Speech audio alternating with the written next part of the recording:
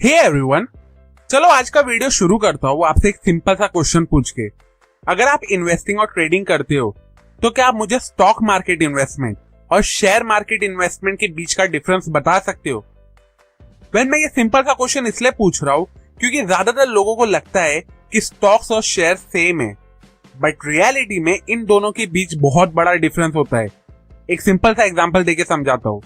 अगर आप कहते हो कि मेरे पास 10 शेयर है तो इसका मतलब ये है कि आपने एक particular company, for example x company के 10 शेयर खरीदे हो। लेकिन वही अगर आप कहते हो कि मेरे पास 10 स्टॉक है तो मतलब आपने 10 अलग कंपनी में इन्वेस्ट किए हो, 10 अलग स्टॉक्स खरीद के, जिसमें से एक स्टॉक्स उस एक्स कंपनी का भी है जिसके आपके पास 10 शेयर है। इन शॉर्ट, स्टॉक्स एक बड़ी सी दुनिया है और शेयर उस दुनिया का एक छोटा सी पार्ट है। अब अगर आपको इससे बेटर आंसर और एक्सप्लेनेशन पता है स्टॉक्स और शेयर्स के बीच के डिफरेंस का तो कमेंट सेक्शन में मुझे जरूर बताओ। अब as a beginner share market में इन्वेस्ट करते वक्त आपको क्या क्या चीजें माइंड में रखना चाहिए सो दैट आप ज्यादा से ज्यादा प्रॉफिट रिटर्न अर्न कर सको, इस पे मैंने ऑलरेडी एक डिटेल वीडियो बना चुका हूँ, जिसे आप ऊपर निकलते आई बटन पे क्लिक करके या डिस्क्रिप्शन में दी गई लिंक पे जाके देख सकते हो। अब देखो, शेयर्स के कंपेयर स्टॉक में रिटर्न वैल्यू ज्यादा होती है तो at the same time risk भी ज्यादा है। इसलिए एज अ बिगनर ऐसे रिस्क को खत्म करते हुए स्पेशली स्टॉक्स में प्रोडक्टिवली और स्मार्टली इन्वेस्ट करने के लिए कुछ रूल्स को फॉलो करना चाहिए सो दैट आप बिना ज्यादा लॉस किए एक अच्छी प्रॉफिटेबल अमाउंट रिटर्न के फॉर्म में कमा सको। ऐसे कुछ इंपॉर्टेंट रूल्स आज की वीडियो में मैं ऑथर पैट डॉर्सी की लिखी हुई book the 5 rules for successful stock investing से बताने वाला हूँ। तो अगर आपको स्टॉक मार्केट इन्वेस्टिंग में इंटरेस्ट है और इसलिए आप वो 5 रूल कौन से ये जानना चाहते हो तो इस वीडियो को एंड तक जरूर देखिए। लेकिन उससे पहले अगर आप मुझसे डायरेक्टली कनेक्ट करना चाहते हो तो मुझे मेरे इंस्टाग्राम आईडी mr.eus23 पे जरूर फॉलो करें। लिंक मैंने डिस्क्रिप्शन में डाल दी है। So now let's begin. Rule number 1, business perspective. Author कहते हैं कि जब आप स्टॉक्स में इन्वेस्ट करते हो तो उस वक्त आप कंपनी नहीं बल्कि उसके बिजनेस में इन्वेस्ट करते हो। इसलिए किसी भी स्टॉक में इन्वेस्ट करते वक्त आपको स्टॉक प्राइस फ्लक्चुएशन से ज्यादा उस कंपनी के बेसिक फंडामेंटल्स पे फोकस करना चाहिए।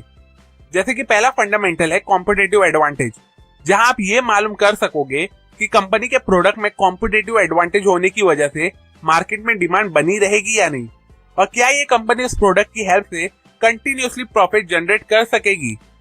दूसरा फंडामेंटल है मैनेजमेंट क्वालिटी, जहां आप कंपनी के पास के मैनेजमेंट रिकॉर्ड चेक करते हो, कितने लीडर्स चेंज हुए, मैनेजमेंट डिसीजन कैसा है, और अकॉर्डिंगली डिसाइड करते हो कि क्या सच में आपको इस कंपनी के स्टॉक में इन्वेस्ट करना चाहिए।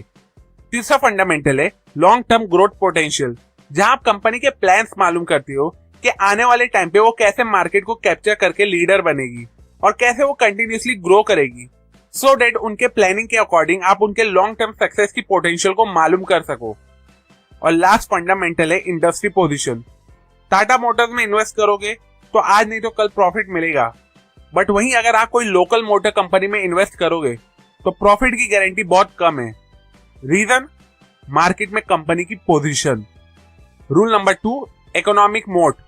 इकोनॉमिक मोड बेसिकली वो यूनिक क्वालिटी होती है जो कंपनी और उसके प्रोडक्ट को कॉम्पिटिटर से अलग बनाती है और जिसकी हेल्प से वो लॉन्ग टर्म के लिए profitability as well as market में अपनी पोजीशन बना के रखते हैं। इस चीज को कॉम्पिटिटिव एडवांटेज भी कहते हैं, जो प्रीवियस पॉइंट का फंडामेंटल नंबर 1 था।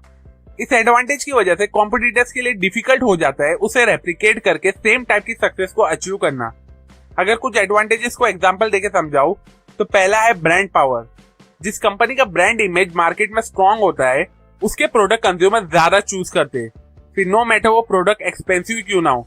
इसका एक सिंपल सा बेस्ट एग्जांपल है आईफोन। दूसरा एडवांटेज है कॉस्ट एडवांटेज। इसका बेस्ट एग्जांपल है वॉलमार्ट, क्योंकि वो अच्छे क्वालिटी के प्रोडक्ट एक गुड प्रोसेस और सप्लाई चेन होने की वजह से कम प्राइस में अपने कस्टमर को दे पाता है। और ऐसे भी एडवांटेजेस है जैसे कि network effects, monopoly product, intangible assets etcetera. अब जब आप ऐसे कंपनी के स्टॉक्स में इन्वेस्ट करते हो जिसका इकोनॉमिक मोड बहुत ही ज्यादा स्ट्रॉन्ग होता है तो इससे आपको बहुत बेनिफिट भी मिलता है, जैसे कि आपको कंटिन्यूअसली प्रॉफिट अमाउंट आता रहेगा, कंपनी ग्रो होगी तो इससे आपके खरीदे हुए स्टॉक प्राइस भी इंक्रीज होगी। न्यू टेक्नोलॉजीज की वजह से कंपनी के प्रोसेस में डिस्टर्बेंस आने के चांसेस बहुत लो होते हैं, etcetera etcetera. Rule number 3, management quality. एक कंपनी की सक्सेस उसके मैनेजमेंट पे भी डिपेंड करती है, जो उसके बिजनेस को हैंडल कर रहे होते हैं। एक स्ट्रॉन्ग मैनेजमेंट अपने स्ट्रॉन्ग डिसीजन की वजह से कंपनी में आए किसी भी चैलेंजेस को ओवरकम कर सकता है। लेकिन अगर मैनेजमेंट पुअर रहा है तो इसका इम्पैक्ट कंपनी की रेप्यूटेशन, बिजनेस वैल्यूज और शेयर होल्डर पे भी पड़ता है। इसलिए स्टॉक में इन्वेस्ट करने से पहले उस कंपनी की मैनेजमेंट क्वालिटी को अच्छे से एसेस और एनालाइज करो, जैसे कि मैनेजमेंट का ट्रैक रिकॉर्ड कैसा रहा है, कितने टाइम पे पास में मैनेजमेंट चेंज हुआ है, मैनेजमेंट अपने कैपिटल्स और फंड्स को किस में और किस तरह से एलोकेट करता है जिससे कंपनी को बेनिफिट मिल सके, और मोस्ट इंपॉर्टेंटली मैनेजमेंट के बीच कम्युनिकेशन ट्रांसपेरेंट है या नहीं। Rule number 4, evaluate financial health. किसी कंपनी का स्टॉक्स खरीदने के लिए बट ऑब्वियस आप उसमें अपना मेहनत से कमाया हुआ पैसा इन्वेस्ट करते हो, इसलिए आपके लिए जरूरी है कि अपना पैसा डालने से पहले आप उस कंपनी की फाइनेंशियल हेल्थ चेक करो, मतलब पैसों के मामले में वो ओवरऑल कौन सी पोजीशन पे। इससे आपको एक आइडिया मिलेगा कि वो कंपनी अपने रिसोर्सेज को कैसे मैनेज करती है, प्रॉफिट को कैसे जनरेट करती है और अपने ऑब्लिगेशन को कैसे हैंडल करती है। अब ये फाइनेंशियल हेल्थ एनालिसिस करने के लिए आपको कुछ फाइनेंशियल मैट्रिक उस कंपनी के चेक करना होगा, जैसे कि balance sheet, asset, liabilities, income statement, revenue, gross profit, operating cost, net income, cash flow statement etcetera. I know ये सब चीज चेक करना हेडेक है, बट जरूरी भी है क्योंकि इससे आपको कंपनी की ओवरऑल स्टेबिलिटी पता चलती है, जो इन्वेस्टमेंट करते वक्त आपके लिए एक्चुअली में बहुत हेल्प करती है। Rule number 5, valuation matters.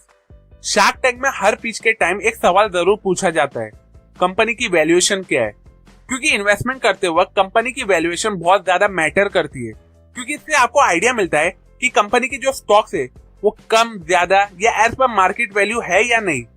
क्योंकि जब आप एक अच्छी कंपनी के स्टॉक को भी हाई प्राइस पे लेते हो तो रिटर्न आपको जो भी मिलता है वो बिलो एवरेज होता है। वहीं जब आप डिस्काउंट प्राइस पे स्टॉक लेते हो तो इससे आपको एक सेफ्टी मार्जिन मिल जाता है और आपके प्रॉफिट ग्रो होने के पोटेंशियल भी बढ़ जाते हैं। अब देखो, वैल्यूएशन मालूम करने के बहुत से मेथड है जिससे आप कंपनी के स्टॉक की इंट्रिंसिक वैल्यू मालूम कर सकोगे।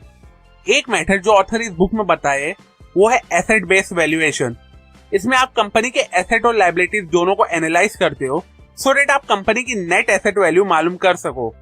देखो, वैल्यूएशन बेस्ड इन्वेस्टिंग का बेनिफिट ये है कि आप लॉन्ग टर्म पर्सपेक्टिव को माइंड में रख के इन्वेस्टिंग करते हो, जिसकी वजह से आप स्पेशली ओवर वैल्यू स्टॉक को खरीदने से खुद को रोक लेते हो। सो टू कंक्लूड दिस वीडियो, ये थे वो 5 इंपॉर्टेंट रूल्स जो आपको स्ट्रिक्टली फॉलो करना चाहिए कोई भी स्टॉक इन्वेस्टमेंट करने से पहले। अप टू एंड, जैसा कि वीडियो के स्टार्ट में मैंने कहा कि ये बातें मैंने आपको the 5 rules for successful stock investing से बताई है। अगर आपको ये वीडियो यूजफुल लगी हो तो इस वीडियो को अपने व्हाट्सएप ग्रुप में दूसरों के साथ जरूर शेयर करें, सो दैट वो भी स्टॉक्स में इन्वेस्ट करने से पहले इन रूल्स को जरूर फॉलो करें। अभी के लिए अगर आपको इस वीडियो से कुछ नया सीखने को मिला, जो आई एम श्योर मिला ही होगा, तो इस वीडियो को जरूर लाइक करें। कमेंट सेक्शन में मुझे जरूर बताओ कि क्या आप स्टॉक या इवन शेयर मार्केट में अपना पैसा इन्वेस्ट करते हो। सेल्फ एजुकेशन और बुक रीडिंग की हैबिट को ज्यादा से ज्यादा लोगों तक पहुंचाना मेरा मिशन है, तो मुझे मेरे इस मिशन में सपोर्ट करने के लिए मेरे यूट्यूब चैनल को जरूर सब्सक्राइब करें और हाँ, उस बेल आइकॉन पे क्लिक करना ना भूले। And finally, thanks for watching.